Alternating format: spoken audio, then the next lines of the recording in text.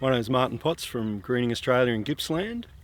We're on a fringing wetland of Lake Wellington. This is one of the landing places for our sharp-tailed sandpipers. They fly in from Siberia, and it was pointed out to me by an old field naturalist this was the place they landed, so this was a place we needed to work. And that's been here now for approximately 10 years, being managed for conservation. Thanks to Love Our Lakes, we had the opportunity to work with the landowner to change their perception that their salt pan was an internationally significant Ramsar wetland. We changed the practice of grazing by fencing the area out. There was no vegetation here in the buffer zone, so we came in, mounded with dozers, had Garni-Kernai land and waters come and replant all these trees we see behind us here. We planted over 12,000 trees.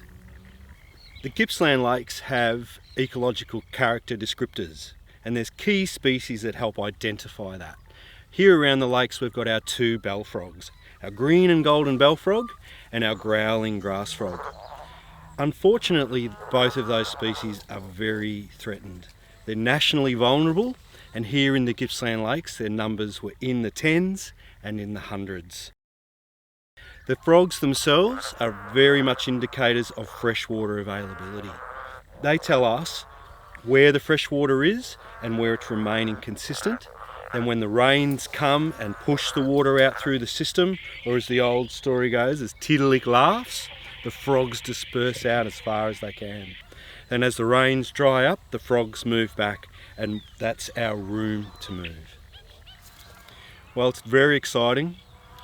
3 weeks ago, this wetland was absolutely dry. We were looking into a very harsh summer coming ahead.